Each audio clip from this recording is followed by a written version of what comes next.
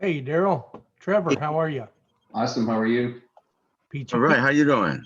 peachy Doing keen, peachy keen. So do you know why I didn't find that email, Jim, that I asked you about Friday? It was on post on Facebook. So I found it today and I signed in.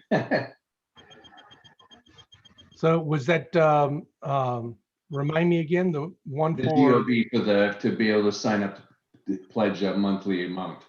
oh, okay, I gotcha. thought it came in an email, but I must have thought I was going through Facebook on the GOB and I saw it. So I went in and Yeah, signed up. I dropped the ball. I was going to go ahead and post it to Slack in a couple, and potentially send out an email, but I am right now just treading water, trying to keep my head above water. So,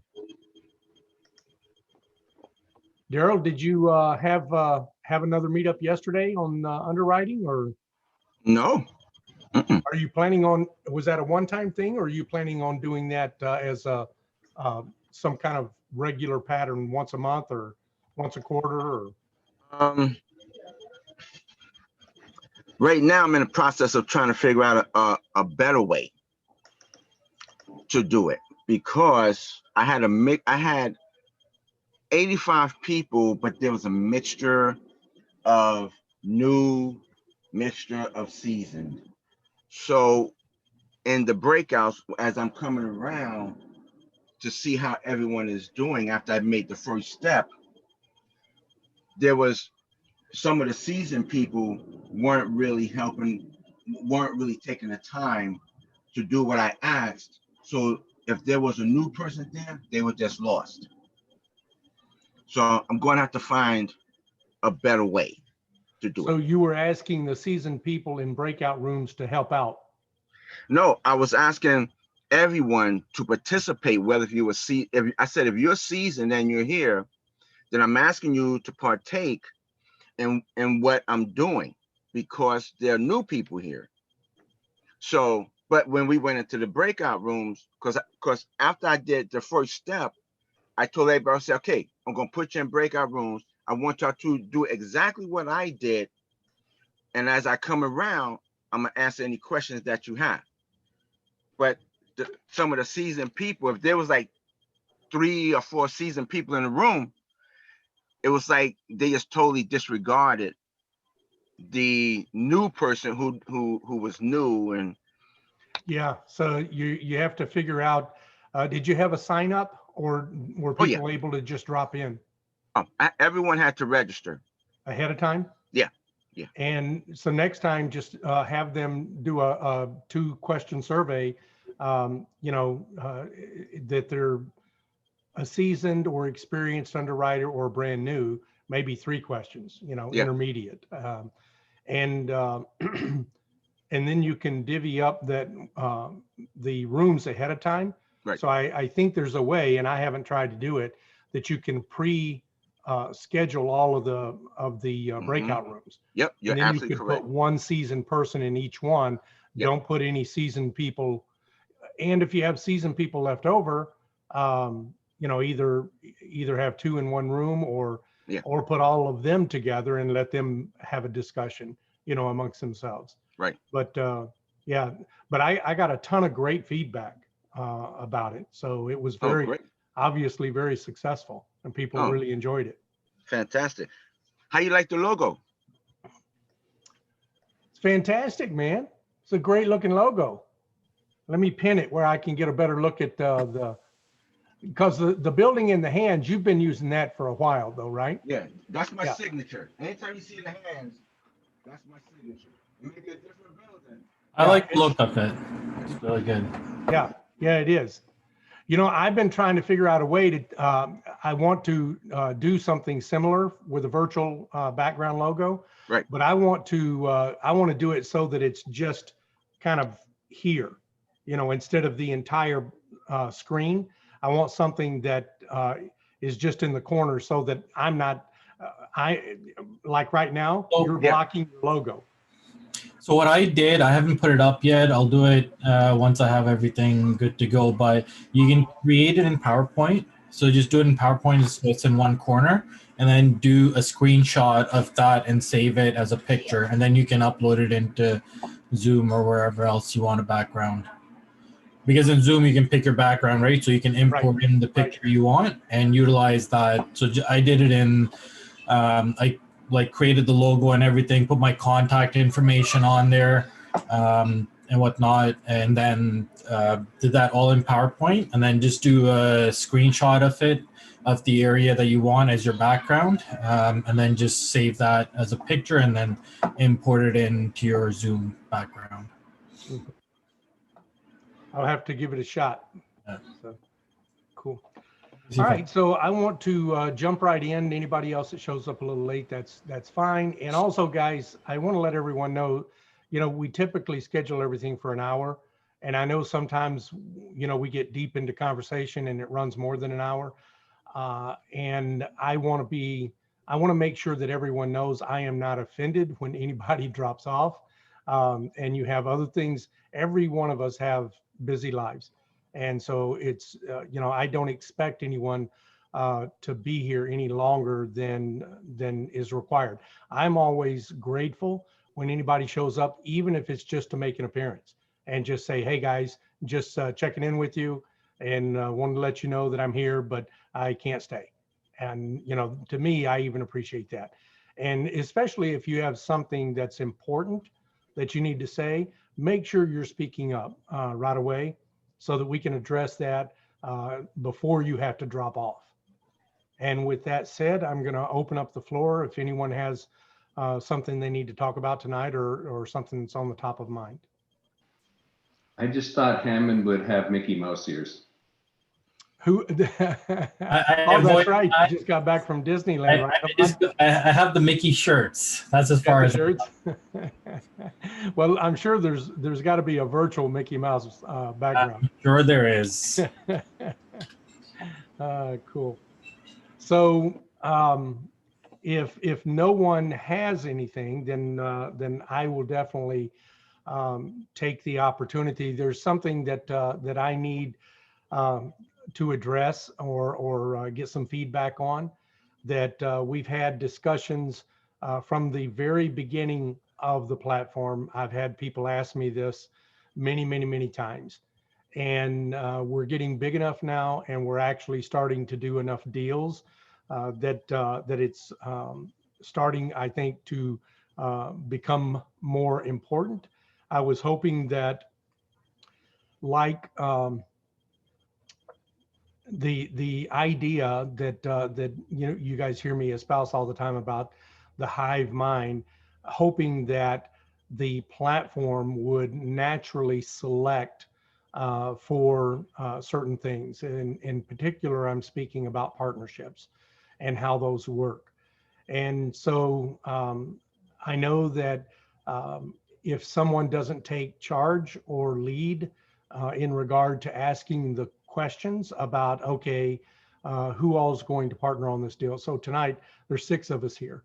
And in a situation, if we're underwriting a deal, in theory, the deal is big enough to support 6 people, assuming we're not all 6 of the same skill set, and we're just stepping on each other's toes. So I think that it's important for us to develop some kind of pattern or set of guidelines to try to facilitate that. And it was suggested to me a great way to handle that is on the very first call to ask who's in or who's out. And I think you have to expand on that a little bit to say who's in, and are you here to be on the deal, or are you here just to learn? So that we clarify who's actually interested in participating on the deal. And once you identify everyone that says that they want to be on the deal, then I think at that, before you get very deep in this, you need to ask, okay, and what role does each person expect or want to fill? Because, if we have a deal, all 6 of us can't be the asset manager. Unlike raising capital, all 6 of us could be, capital and raising capital. And in the same vein, we could theoretically I've always thought that there's basically three legs to the stool of a deal, and that those were the person who typically would be considered um, the lead sponsor, and the lead sponsor may or may not have any other attributes to bring to the deal.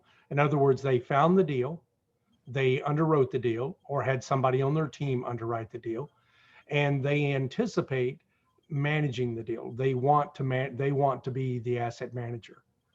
Now, depending on how experienced that person is, they may be very experienced at doing that, or they may be brand new at doing it. And this is the first time.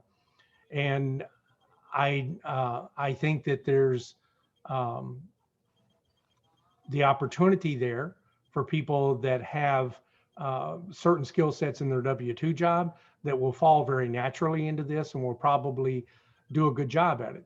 But there's always going to be room for doubt until they've actually done it and proven that they can do it successfully. So that's one leg of the stool in my mind. Another leg of the stool is you need the net worth and liquidity and also KP experience and sponsor experience with a schedule of real estate owned in order to take down the deal. And then the third leg of that is you need the capital. You need somebody that can raise the capital for the deal. And so in that regard, if you had three people that wanted to be the asset manager, then theoretically all three of you could, take that third and split it up amongst yourselves, deciding who's going to perform which piece of the deal. Same way with the KP, the person who's bringing the net worth and liquidity and the schedule of real estate owned. You might have one person that has all the net worth but doesn't have the liquidity, and somebody else that has just the liquidity but doesn't have the KP experience with Fannie and Freddie, and also doesn't have the schedule of real estate owned. So you can take that third of the leg and divvy it up amongst the people that you need to pull together to get all those pieces. And then of course the capital raise would be the last piece to divvy up, and in my mind, the only fair way to do that is pro rata. And most of the attorneys were going to tell you you can't do that. So you're going to have to probably do it in your operating agreement and figure out a way to do that probably after you close, and break it up after you close. But I wanted to get some feedback on that tonight. That's my big issue for me this week that I wanted to bring to the mastermind and see if the mastermind can help me solve that issue or have suggestions or feedback.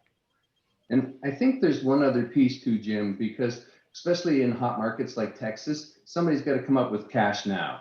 In other words, you're going to need hard money down. You're going to need to pay for due diligence, whether you get paid that back out of the asset acquisition fee. But at some point, that money's at risk, right? I've got friends that have lost 100 grand on a deal. They put some hard money down and had to walk. You got a friend that lost almost 300. Or no, more than 300. So again, somebody who's willing to put, in other words, a bunch of people with no skin in the game, I'm going to sort of call them wannabes, right? They got no skin in the game, and you didn't find the deal. Finding the deal, we all get the same emails, right? So finding the deal's a bit, I see stuff pop up all the time that I got emailed of and I ignore because it's in theory out of where I'm interested in, or too big or too small. But at some point, especially in the hot Texas market, you got to put money down, and then you got to pay all the costs until you have a deal done, and it can be substantial. And if one person, let's say I was the guy putting the cash up, and there's 6 of us in the deal, and the deal fell apart, I'm going to look for my 5/6 of my money back. That because I don't want to risk it all if I'm going to just be equal in it, if you get what I mean. Yeah. So this is a perfect example of having this discussion before the deal gets very far along.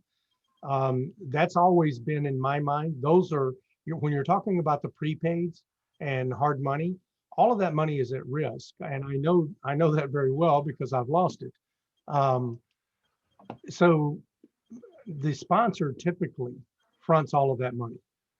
And I've always fronted that money whenever I'm the lead sponsor on a deal. And so, you know, to me, it was never a question in my mind about where that money's coming from. But that's why it's important to have these discussions, because I've always had the money and I always took that responsibility. I never expected anyone else to take it from me, and always assumed that everyone understood that as the sponsor, you know, part of your responsibility is getting the deal to the closing table. And you can't do that without the prepaids and the earnest money. And so if you don't have those things, then you're going to need to find those pieces.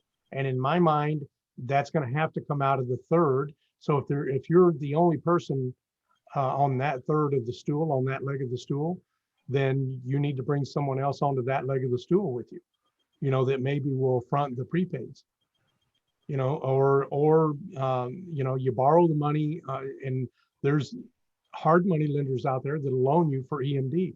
I'm becoming one of those. You know, that's a piece of the platform that I promised everybody I would bring to the platform sooner or later. And I'm trying to get the legal framework set up to get it there sooner rather than later, so that people that don't have it, you know, can get access to it.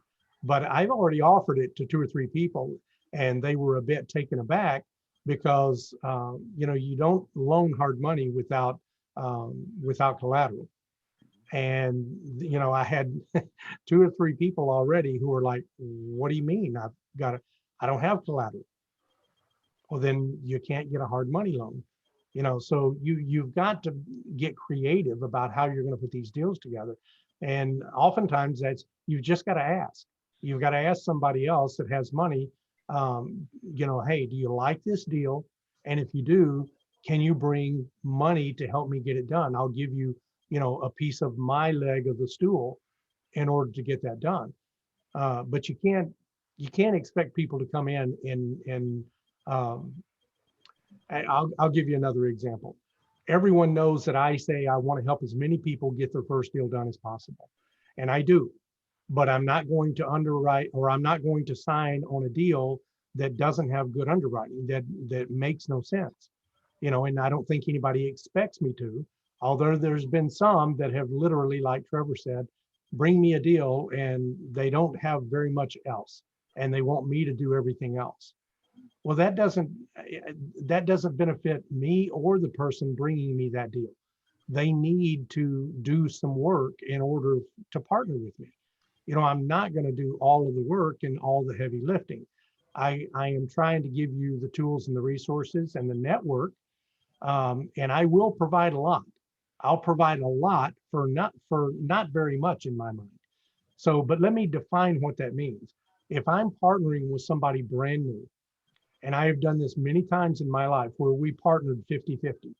And most of the time, I'll be honest with you, I made a mistake. I should have never partnered 50-50. Every deal that I've partnered 50-50 on, I've got burnt in some way. Now, it doesn't always mean that I lost money, but I've always been in situations that I did not have control over, where I should have had control, because I either had most of the money or most of the credit or net worth liquidity. I had the most to lose. And I always thought I was being very, very fair by offering a 50-50 partnership. But in reality, I'll tell everyone, I need to have control. I need to, if you're a new person, or if you've only done a couple of deals and you haven't gone full cycle on them, and you can't show a track record, I need to have control if you want me on the deal. No one is obligated to ask me to be on a deal. No one's obligated to run deals by me. I'm just saying, if you want me, I need to be in control. So that means at least 51%.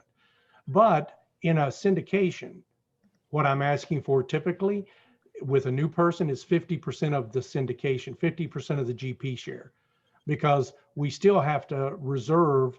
I don't imagine that the person bringing me that deal is going to keep their 50%. because they still have to raise capital for the deal. They still have to find capital for the deal.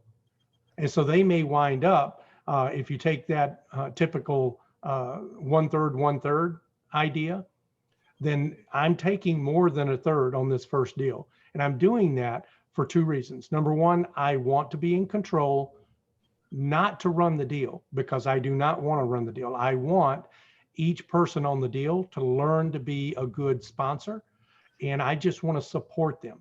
I want to give them the tools that they need to successfully run the deal.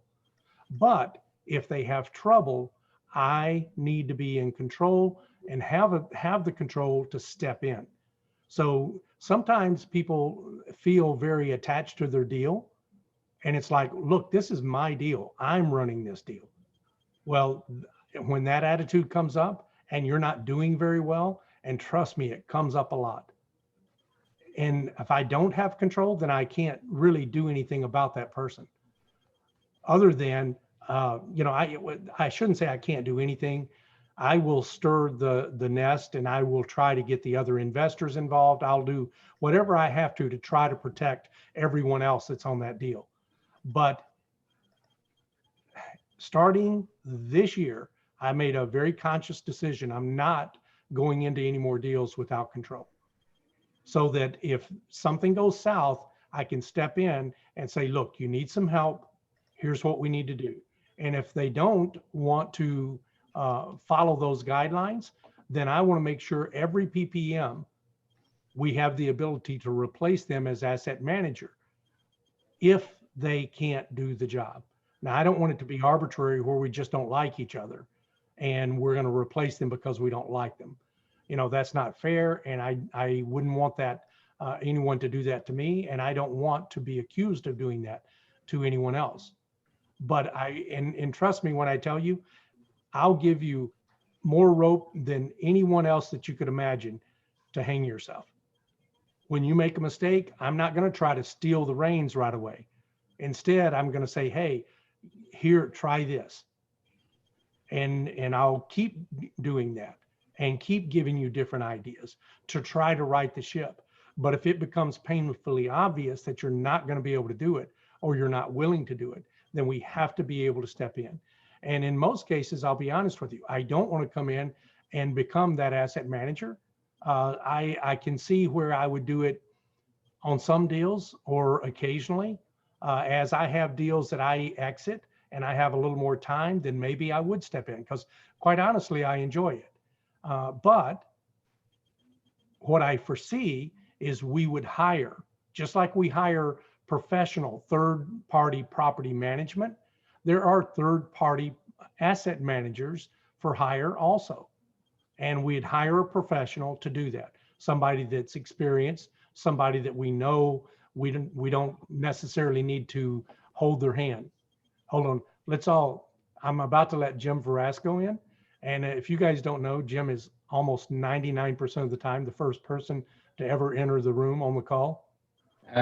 So I want to do something when I let him in where we all go, finally. We've been sitting here for 22 minutes waiting for you. All right, guys, you ready? Here he goes.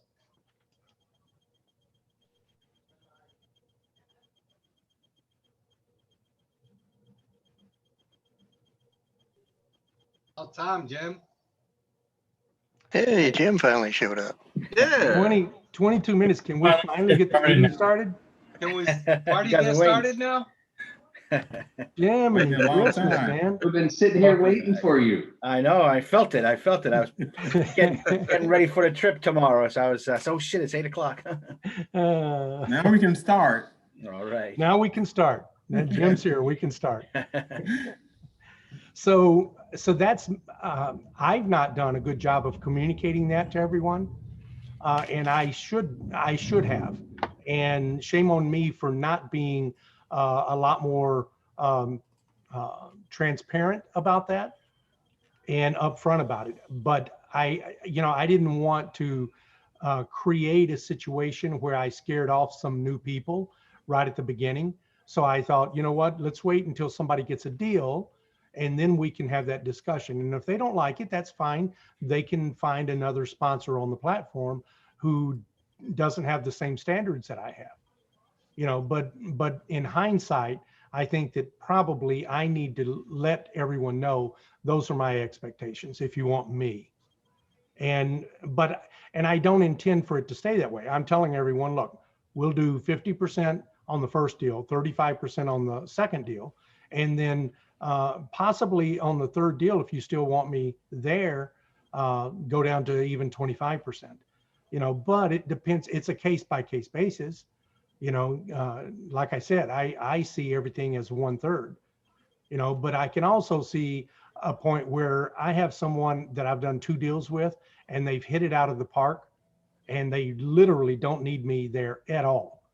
And they're just putting me on the team to juice up the resume a little bit. You know, somebody like that, I'm willing to take even less. And so that's why I'm saying even go down to 25% if necessary. And I think that that I can find enough other sponsors that are willing to have the same standards. But I am shocked at how many people I've offered that to that have said no and went somewhere else because they felt that I wasn't being fair.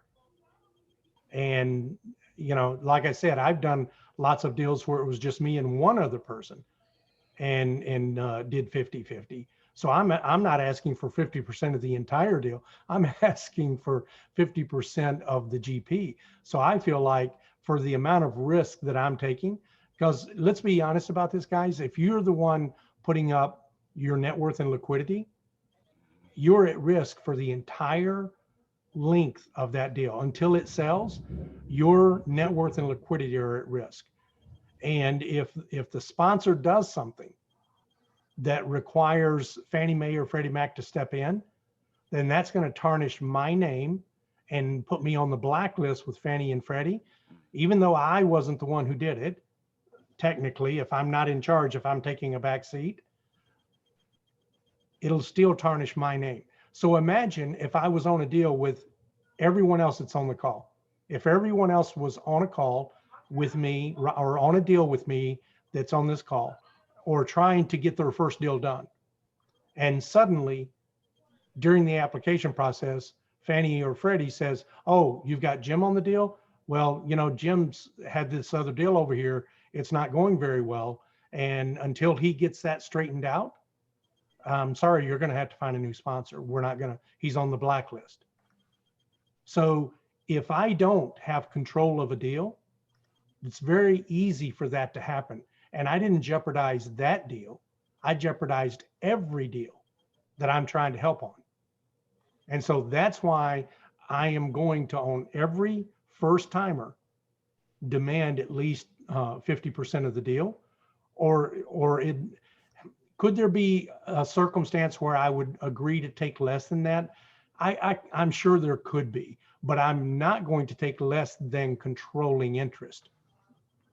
So I have to have controlling interest, or else I jeopardize every single deal that I'm trying to help on.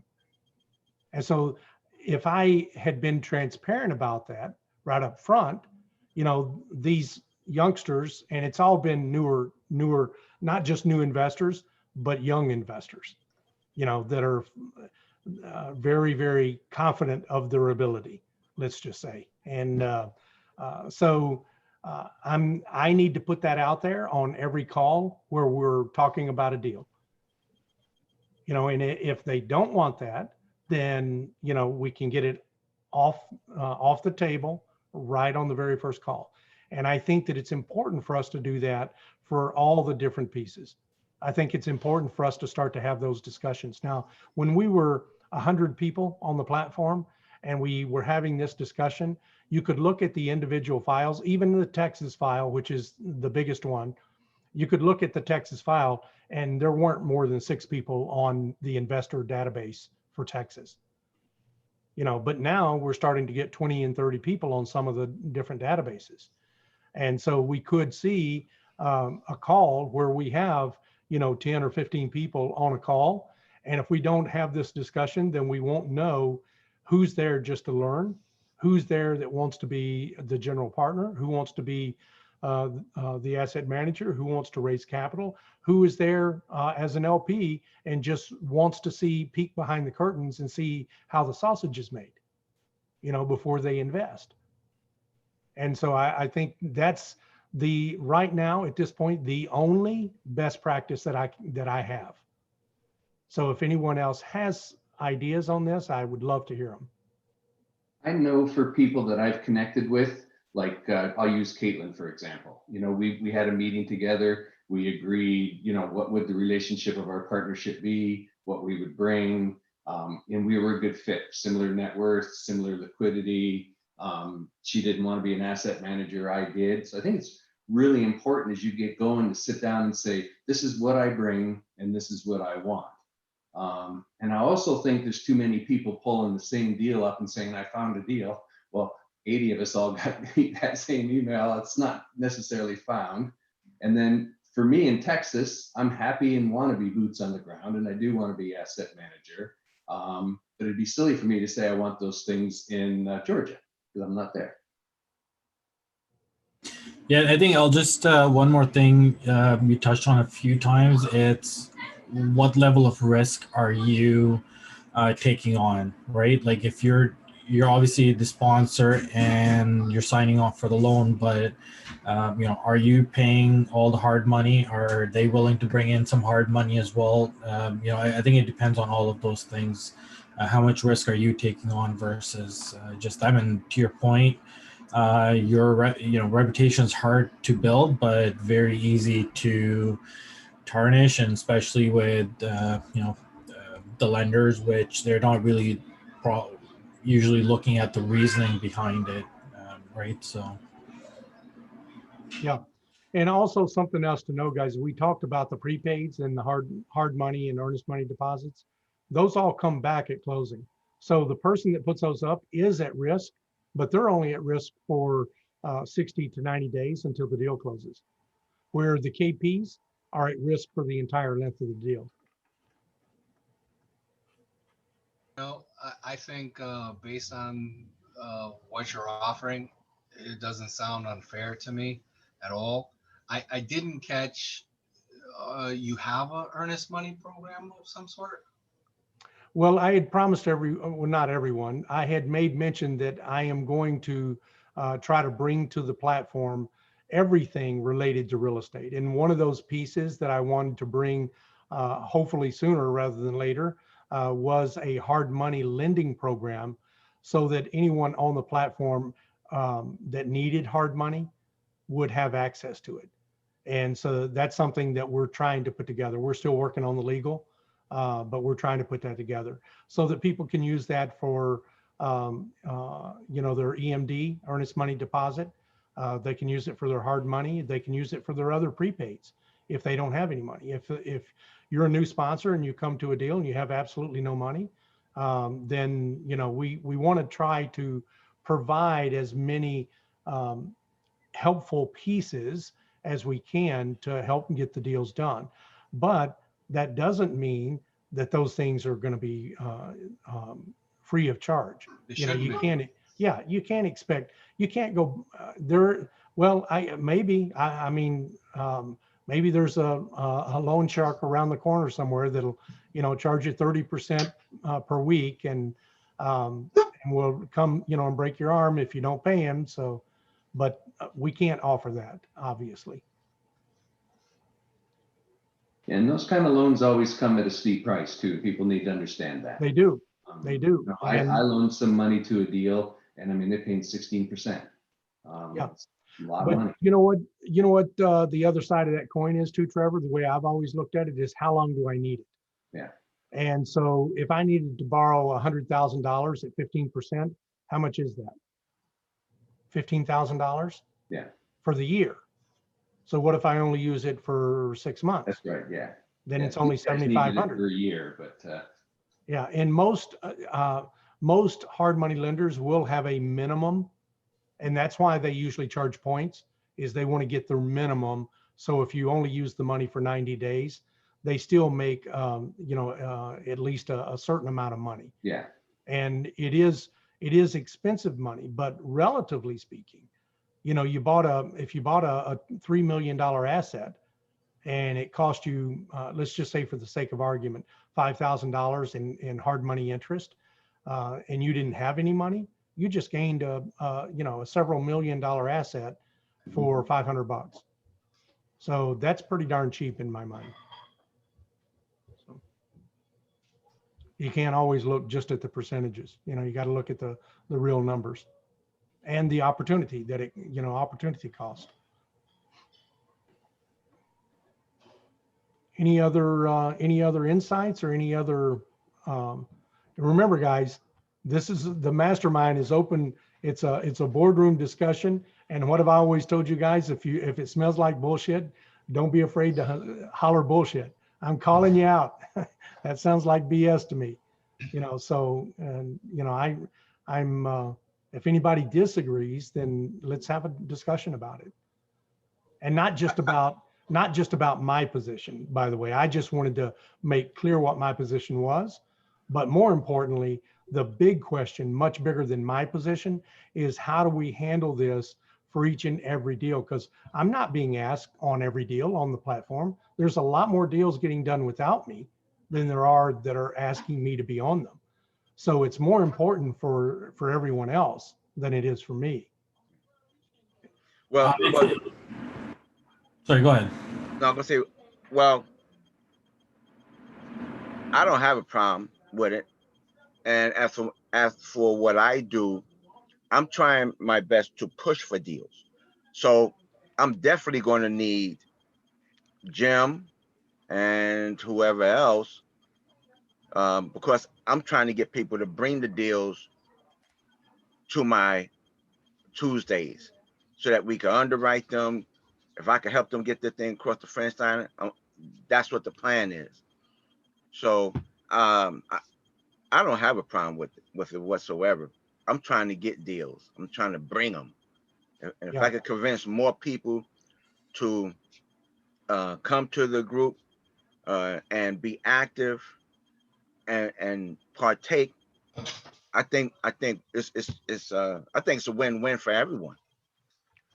Well, go ahead, Ahmad.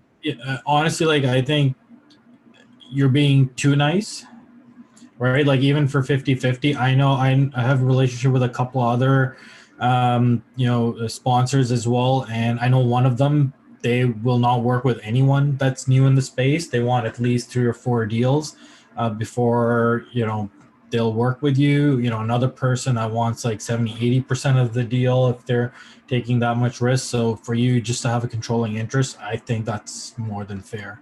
Yeah.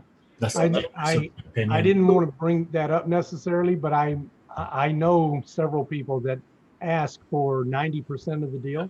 I know 2 people, because they turned me down on multiple occasions. They wanted 100% of the deal.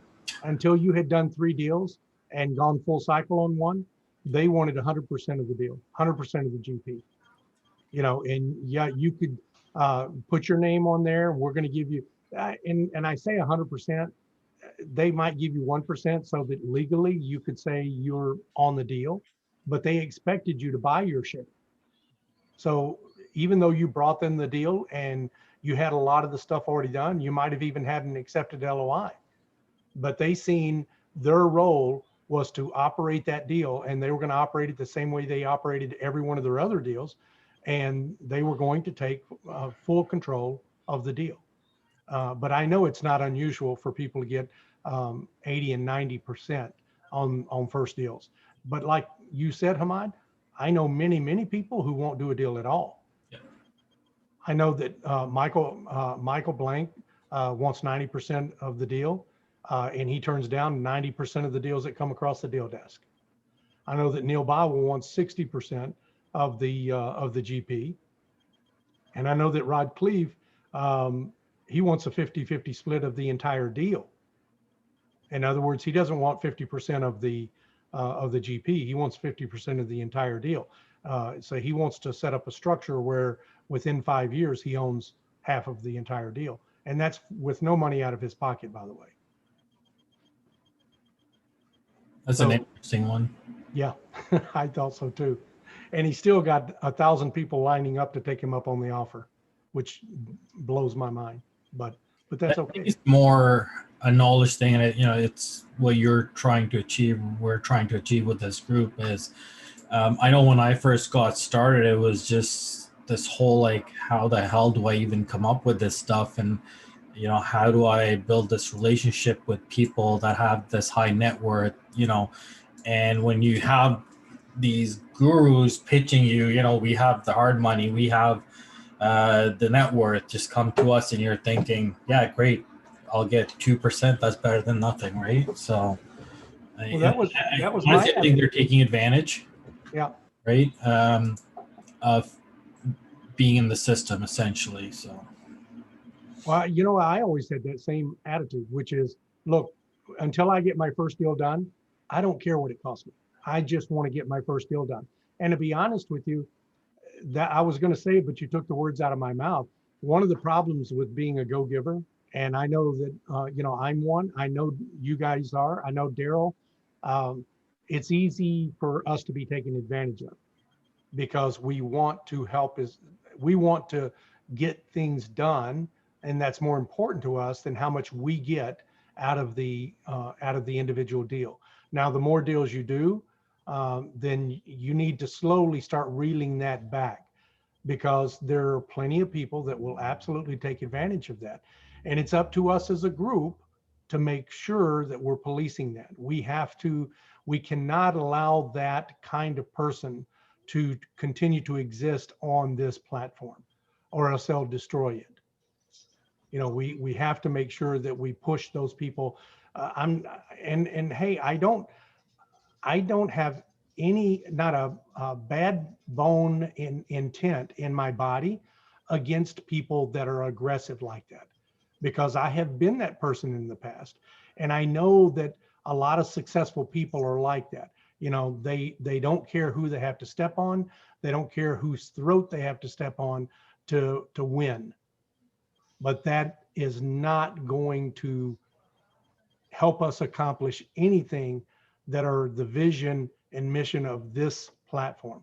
And if we allow the fox in the hen house, he'll just keep taking all the eggs.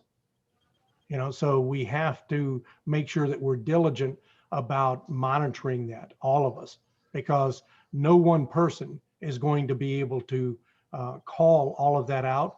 Especially, maybe now at 200 people, we could do that. We could have, I could take on the responsibility of trying to monitor that. But what happens when it's 2,000? And I'm going to tell you guys, 4 months from now, we'll be probably at 500.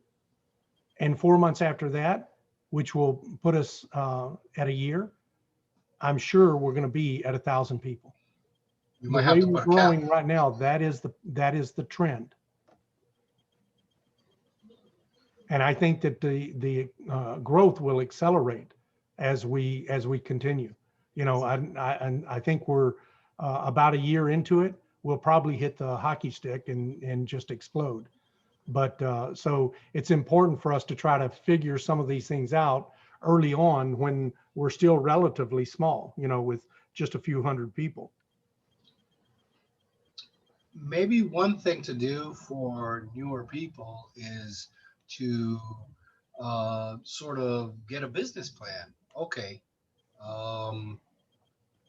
you uh, this is your deal, and you say you want to uh, rehab it in whatever way, up update it. We need the specifics of what your plan is before just talking about it. Just saying, oh yeah, I'm going to put in 3,000 in every unit. Well, what is the plan for updating, and where do you get this number of 3,000? Are you just getting it from general numbers, or do you have 2 or 3 contractors in the area who have quoted you that this would be the approximate price? That's sort of specific, especially if you're putting your time, money, and reputation on the line. It would make sense to me that I need to at least have some sort of concept on that. Yeah, and I'm glad you brought that up, Raymond. And that's something that each deal sponsor needs to cover in their pitch deck. And if they don't, then they're going to have investors that still have questions and may not ask them, and they just won't invest. But there are a lot of groups out there that the way they do deals, they don't underwrite to a specific scope of work. Instead, they underwrite to a $3,000, $4,000, $5,000 average cost per door, and it's every value add deal is $3,000 a door. You know, every deal that you buy is $3,000 a door. If it needs light, moderate upgrading, or only a few, let's say 10% of the units, then you can go with $4,000 per door for every door. And if it's more of a heavier lift, where very few of the units have ever been upgraded, then they'll go with $5,000 a door. And the reason they don't have a specific scope of work is they're working with third-party property managers that have experience doing these type of value adds. And those guys put together the scope of work for them after they get on site. And so that is not a thorough laid out plan ahead of time. That's just the method that a lot of syndicators use. And the reason for that is that they don't intend upgrading all of the units. So even at $5,000 a door, they're not going to upgrade every unit, because you can't do a major upgrade, a major value add for $5,000. But if you have $5,000 spread across every door, then you could come in and potentially upgrade 25, 30% of all the units. And then by the time you do that, you have a proven business model and proven rent bumps. By that time, you usually can turn around and sell and actually achieve your entire business plan. And that's when you typically will want to sell. So if I promised you a 2x multiple in 5 years, and I implemented the plan and I got to 2x multiple in 3 years, then we typically will go back and ask all the limited partners, are you ready to sell? We've met the business plan. And most of the time they say yes. Now, so if you're following that typical path, then that's how that will happen. But you will find different groups where they will go in right off the bat. They'll tell you, look, we're going to spend $30,000 a door, but we're only going to do it on this many units. And we've already, we've gone through our due diligence. We know exactly which units we're going to do. They have a very, very detailed plan, but a lot of times they haven't decided who's going to implement the plan. They don't know which property manager is going to be able to do what they want. And so they're still trying to find that property manager. Maybe they're new to that market, and they may not have the contractor yet. But there are national averages, I guess you could go by, that'll give you an idea of how much you can get away with. But to your point, you've still got to have a plan. You've got to have a business plan. No one should invest with a sponsor that does not have a business plan, but it doesn't have to be a 10-page business plan. It can be a 3-page business plan. Look, this is a proven model. We've done it 4, 5, 6, 7 times. This is what we come in and do. And this is the same property manager. This is the 3rd property we've owned in Dallas, and we're using the same people doing all the same stuff. So, okay, all right, I've got it. That's a 1-pager for me. That's all I need to know. And, but I think that we would like to get to a point of best practices where we have maybe a underwriting committee that if you want to get a stamp of approval, a GOB stamp of approval on your deal, that you can put it before the underwriting committee and they will look at all of those things. Okay, is the underwriting solid? Does it meet all of the practices and standards that we want for a GOB sponsored deal?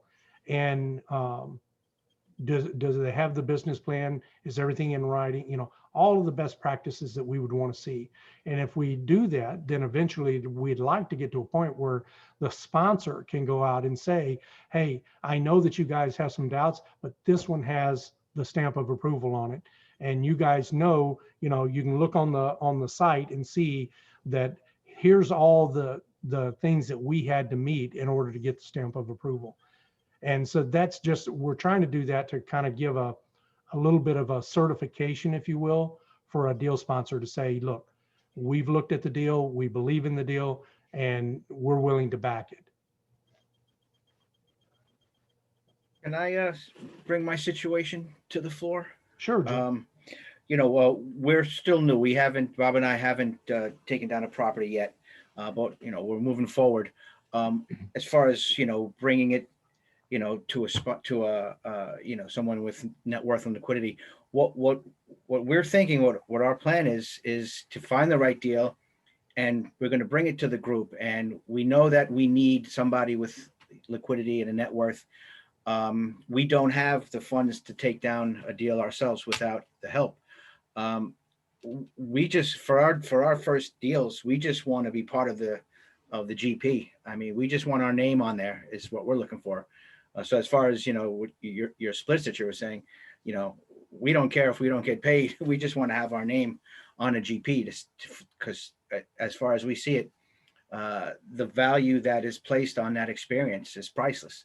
So, I mean, so if we find deals, we want to bring it to the group and, see what you guys think and, help us take it down. I mean, we just, like I said, we just want to be part of the GP so we can move forward and say, hey, we were GP in this deal. I mean, small percentages is, making back any expenses is all we're looking for. I don't know how that comes, that it will bring to the forum like that, but I mean, I think that if everybody, again, I'll say Jim's a go-giver and people can take advantage of that. I don't want to ever feel like I'm taking advantage of that. And with what I told everyone on the call, I don't feel like I am, but I wanted feedback on that. But I think that if everybody has that attitude, Jim, that they'll get deals done, they'll get them done faster, and they won't have a hard time. You come to me with that kind of attitude, and I will try to find you every piece that you need,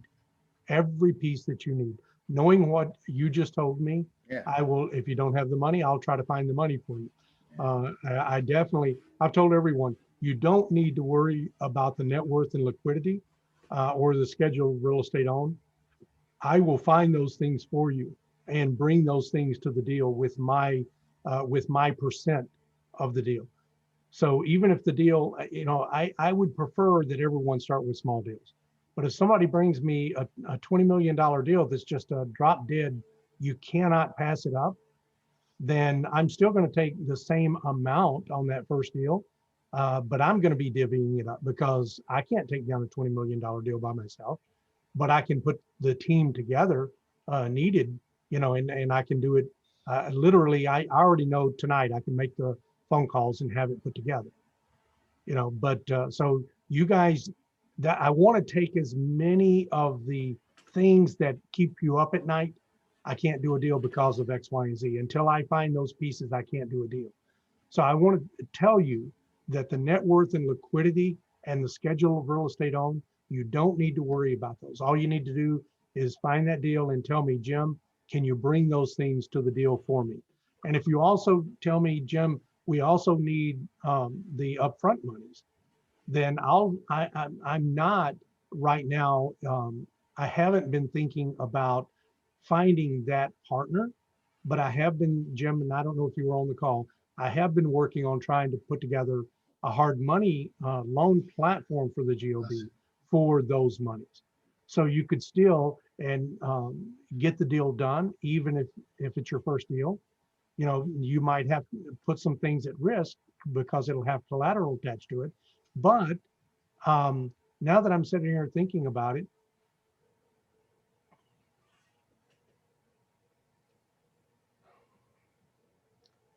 I'm going to try to figure out a way to have hard money loans and do it possibly even without collateral. In other words, see if I can make the deal the collateral.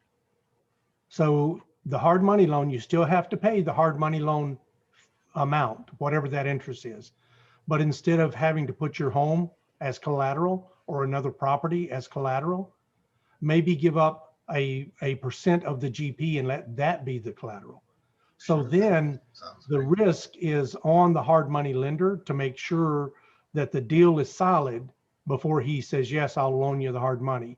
And then he gets a cut of that GP in addition to his hard money loan. So the property becomes the collateral. That's a lot riskier deal for the hard money lender, a lot riskier deal. But you guys, I'm sitting here thinking that would be a way for me to overcome some of these. I had told some of the guys that I've already had people turn me down because they didn't have the money, but they wanted the money for free, more or less. I don't want to say for free, but they wanted it. They wanted the hard money lender to take all the risk. So And- that's, but I don't know. That's just a thought that came across my head. I don't know if I can make it work or if I'm willing to make it work in the very beginning. That might be something that follows 6 months down the road or even a year down the road. I don't know. Well, one question that I guess I'm not catching. What is the purpose of the hard money lender? Is For it gonna people be that- for EMD, Yeah, for or is it going to EM, be for the down for EMD payment? and prepaids.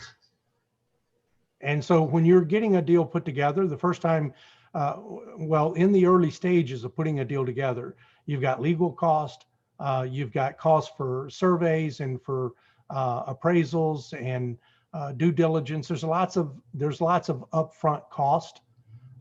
You've got oftentimes travel and everything associated with trying to get the title work, all of that stuff. All of that money comes back at closing. Yeah. So you're at risk. Whoever puts that money up is at risk until closing. So 60 to 90 days, they're at risk of losing that money. David Monroe mentioned, like, I brought him, I was asking him about a deal that was C&W, floated by my email. He said, be careful, maybe you don't know with C&W, but they require a boatload of cash within a week of closing. Is that hard? Is that considered hard money? They require like 250, 500K within It 5 can days be of hard. closing. It doesn't have to be hard. Okay. The hot markets, it's hard. Yeah, Like it's in going to be Texas. hard, and it's going to be hard in most Texas markets. If it's a primary or secondary market in Texas, they're going to ask for hard money. They're probably going to ask for, what are they asking for now, Trevor? 2-3% hard? Yeah. So if it's a secondary market, maybe you get away with 1 or 2% hard. Tertiary market, you might be able to get away with just EMD money, 2% EMD, but not be hard, or 3% EMD, but not be hard. And if you're buying in Alabama, I wouldn't expect you to put down hard money at all. You're still going to be asked to put down earnest money, but it shouldn't be hard. One of the ways I've looked at it too, when I talk to people partner, I look for them to either have skin or skill. In other words, you're going to have skin in the game, or you got to have some skill that I need that I don't have. And that's why I've been networking. Okay, what do you have? And I know, Jim, we had a private conversation, but I've got some people that have skill and I need it. And I know I need it. And I know I'm going to have to take care of them if a deal happens because they don't have cash to put into a deal. And vice versa, I'm looking for other partners that have cash and liquidity because I think that keeps it balanced. We've asked along the way too, on different calls and different forums we've been on about the relevance of putting all or part of our acquisition fee as our skin in the game. How does that sit with investors? I was going to ask that same question. Because if we, put our Investors- acquisition. Yeah, sponsors have been doing that for a long, long time, Jim. And recently, like within the last 6 to 9 months or 6 to 12 months, especially as deals have become riskier this long in the cycle, more and more sophisticated investors are asking exactly how much, and they're comparing that to the acquisition fee and seeing if they match up. And some of them are asking, I'm I mean, I honestly, I don't see, if you're willing to buy the deal, if you believe in the deal as a limited partner, and you believe in the numbers, what bucket the sponsor is taking that money out of, to me, is irrelevant. Is he taking it out of his savings account and then refilling his savings account with the acquisition fee? Or is he, you have no way of knowing that, right? Right. So, you know, I don't know. That's a more difficult question for me to answer, but I do know that it is being brought up more often in the webinar calls when people are presenting their deals. And it's especially where, you know, the sponsor has a lot of skin in the game and the deal is really, it's tilted a lot more toward the LPs than it is the sponsor, is when they don't take an acquisition fee, but yet they're still putting 10% in the deal. That's when you know that, you know, from an LP's point, you are in the catbird seat compared to the sponsor.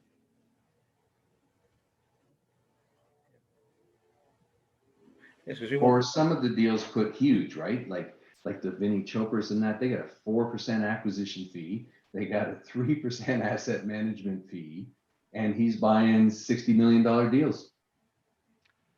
Yeah, I didn't know that about Vinny. Yeah, so the one they bought in Austin here, it had a 4% acquisition fee and a 3% asset management fee. Here's the thing, guys, the more successful you become, the bigger your name becomes, the more advantage you can take. Yeah. It's just the reality. It's like Michael Becker says all the time, it's an unfair game. And I honestly, could I see myself ever taking a 4% acquisition fee? Theoretically, yeah. If there's a deal where I have to do a ton of work, that's what the acquisition fee is paying me for, all the work that I did up front. And if it took me a year to find a deal and I was, you know, I'm flying to a different market every month and I'm spending 4 or 5 days there every single month, and I'm working my butt off trying to get find a good deal. And let's say I find one, but it's a relatively small deal, but I see a huge upside on the deal. And it's cost me a lot, and it's going to cost me a lot more. Let's say this is like a, for the sake of argument, an opportunity zone in one of the hottest markets in the country. And I'm going to have to do almost a complete teardown.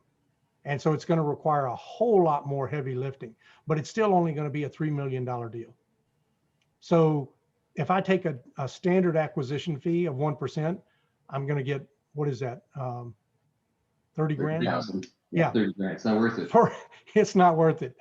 So maybe in a situation like that, I say, okay, I'm going to need to take, you know, a 4% on this deal, but I wouldn't do that unless I felt I had the ability to really make outsized returns for the investors.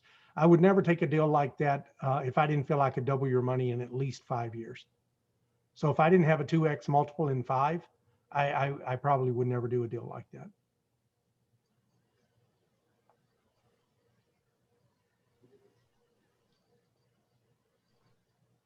Well, gentlemen, it's an hour. I actually wanted to make comments about the hard money regarding EMD. Okay. Number one, I know of another mentor who he has, I think, up to 100,000. It's either between 50 or 100,000, and you have to pay either 1 or 1.5 points for that. And they keep it in their what do you call it when they keep it in their bank?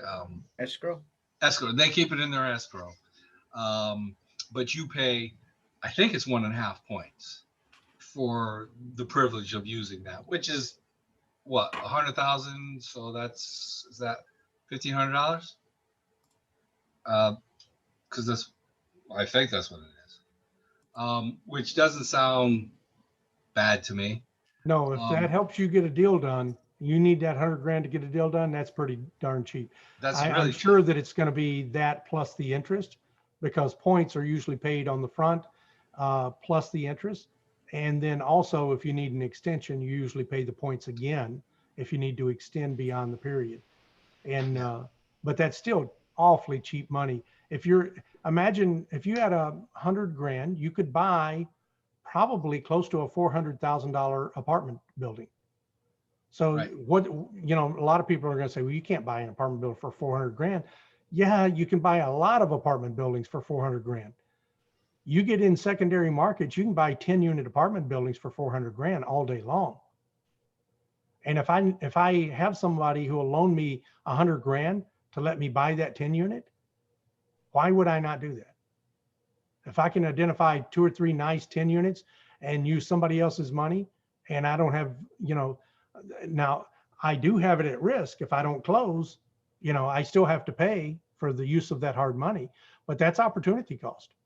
I have the opportunity to go out and buy $400,000. Now, the downside to that is you've got to have the credit and the debt to income ratio and the, you know, to get those deals done. And typically it's harder to get those deals done for most people. You're going to need to bring in probably a new partner, a money partner on each one of the deals that you do. That's what drove me into syndication. You know, I bought a couple of small apartment buildings and I had another 20 unit lined up to buy, and they go, oh, hold on a second there, buddy. You're going to have to wait at least a year, maybe 2 years before you can buy another one. And I'm like, what do you mean I've got to wait? And they said, yeah, you know, your debt to income ratio. I'll go, well, what about all the money from the apartment? And they're like, well, we don't count all of that because we don't know you're going to get it, number one. And number two, even if it's seasoned for a year, we're only going to count 60 to 70% of it. And so when I started hearing things like that, that basically told me you can't do deals anymore unless you find another money partner on the next deal and let him use his credit and his debt to income ratio. Or you start syndicating deals and start buying non-recourse where those obstacles are not part of the equation. So that's one suggestion with what you're thinking about, maybe charging, you know, a point or 2 points or whatever. The other being, I don't know if you guys know of the service called Fund and Grow. This is a service I've recently done. It cost $3,500, I think it was. And they get you corporate credit. And they do 3 rounds over the course of 12 months. So for example, Fresh Point Properties, that's an LLC, I'm taking it. They S get corp, you actually. a what did you say? It's an S corp. Okay, so they get you corporate credit cards that you can use that for 12 months are 0%. I just did it, and it's based on your first. Initially, it's based on your personal credit, but it's not attached to your Social Security. So they qualify you based on your personal credit score, which has to be minimum of 650, I think it is. And then you can. And one of the things to use that for is, for example, your closing costs, which you're going to get back, especially. So for I just got in my first round, I got $23,000, 2 cards. What was the name again? It's called Fund and Grow, FUND and Grow. We'll look into that. Actually, maybe one thing maybe we can do, Jim, is as a group have like they can present a meeting or something to us where I think their actual fee is $4,000, but yeah,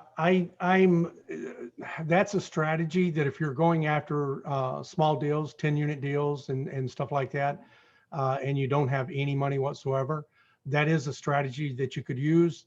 But you still have to have the credit worthiness. You still have to have the debt to income ratio to buy the property. So all that's going to do is give you access to a little bit of capital. yeah, that's all I'm saying, Yeah, because that's you're all it's talking gonna about you're talking about providing every single thing. And in order, for example, the closing costs and those fees, I think it's only fair to ask of anybody to put towards that money. Yeah. Even You if know it's what? just credit. That's a good point, Raymond, that I really didn't think of it that way, that even on a bigger deal, if they use this money just for their upfront monies and their EMD money, they would have it. They would have Well, maybe not EMD because that's a lot of money, but the closing costs and all that stuff, because it takes a while. I think you can get up to 200,000 after the full rounds. Yeah. So I got, what was it? 2,300. I mean, 23,000. So I don't know. Well, I don't know about you guys. I get offers in the mail literally every day for $200,000 to $300,000 in corporate credit every single day. And so, and you know, they're not asking me to pay them any money for the line of credit. They're just offering business lines of credit. So I would encourage everybody. You know, I know this credit card thing works, and that you can do it. But if you just go ahead and open your company name and get a company credit card, which won't cost you anything, and just start using it and try to max it out a few times. And every time you max it out, call the bank and ask them to raise your limit. And typically they will, at least twice a year. And if you start doing that, it won't take you very long to, you'll start to get, once you've got the corporation open for 6 months and use that credit card for as many things as you can. I mean, literally for as many things as you possibly can, and start to show a history, then after 6 months, you should start getting offers for lines of credit, for business lines of credit. And even if you take your first one and it's only 25 grand or, you know, 50 grand, and use that up, try to use it up for things as quickly as you can, and you'll start getting higher offers. So it's not, you can pay someone to do that work for you, or you can just start implementing the strategy and doing it. And so either way works. But to your point, there's people out there that aren't thinking how to do this. Instead, they're waiting for somebody else to come up with a solution for them. They want somebody to provide the solution. So that could be our provided solution, though. Yeah, it could be. Yeah. Because, and in fact, if you're talking about providing EMD, for example, let's say Daryl, for whatever reason, can get $500,000 credit, he can provide that as a service and make a little bit of and arbitrage. Yeah. Well, and I'll let you guys know, if I do get this EMD fund open, I'm going to open it for everyone on the platform. So anybody that wants to invest in it can invest in the fund, the hard money fund, so that if you have liquidity and you haven't found a deal to put it in yet, and you want to put it somewhere that you can use it short term so that it's still working for you, I'm going to open up the hard money fund for everyone to have access to, so that they can keep their money working, and at the same time be able to pull it out. So I'll give you an example. You know, typically I'm going to be looking for the hard money. This is only short-term hard money, 90 days or less. But if 30 days into it, you suddenly had a deal drop in your lap that you needed your money back right away, you couldn't wait 90 days, then you could sell it back to someone else in the fund so that you get your piece out and they get the interest instead of you getting it. But provide a method for you to be absolutely liquid at all times. I just want to add this, everyone. My wife and I, and since Raymond brought up about the credit cards, my wife and I went to a major guru's event, and that night they gave all of us a script, what to say, how to say it, and how many times you had to say it. And they told each of us to call your bank and go through the steps as directed to do. And that night, my wife said, okay, well, let's just see if it works. Well, not only did it work, that night, the bank raised my wife's credit limit to $23,000. From what, Daryl? What was it at? 10. At 10? And they raised it to 23,000. I still have the script. I will have to find it. But if anyone would like a copy of it, Just post it on the platform, Daryl. Put it under Okay. credit, building your business line of credit. We'll create a new folder and just call it business line of Yep. credit. I have to find the script. I will find it because I already know it's on my computer somewhere. I'll find it, but I'll post it, and it really did work. She got bumped up to $23,000 So that night. as an idea, Jim, if you're creating this fund, he could take like $10,000 and from his new credit and make a whatever the difference is in what he's paying. Well, it would be on new credit that would work, and especially on these cards that you're talking about, Raymond, where they offer 0 interest for a period of time. But if you have Not on 13%. huh? Yeah, it wouldn't work on a 13% card. Yeah, it wouldn't work on a card that's that's your regular rate, or like most of them, 18, 19, 20, 23%. So, But I'm talking if you have Yeah. access to cheap money, Yeah. even if you get, I mean, technically, probably not advisable, but a home equity line of credit, depending on what you're paying for it, it might be worth it just to get some money moving. Yeah. Making some money. all right, gentlemen, if no one else has anything, I'm going to call it a night. All right, Thanks. guys, thank you. Thank you. All right. Thank you, guys. Thanks, everybody. All right, guys. Might not see you this week too much. I'll be down south, but I'll jump on when I can. All right, Jim. Good luck down there. Yeah, thanks, guys. Be in touch. Jim, are you going to see a property or? Yeah, we're gonna go check out some properties and look at a couple of meet a couple of brokers and some investors down there. So hopefully, How's we're your coming doing? home, man. Because Okay. I know you presented a property a couple weeks ago that I saw. Yeah, we're gonna go take a look at that one and see if I spoke with somebody that Julie knew that looked at it, and there was a couple of different obstacles that we're gonna go take a look at. So So Jim, just curious where you headed to. down at Tampa and then Tampa. into Orlando and then up to Jacksonville. Well, good luck. Yeah, thanks everybody. All right. Have a All right, good guys. time down there, you and Bob, and, All right. bring a property back with you. You got it. All right. Take Bye, care, guys. guys. All right,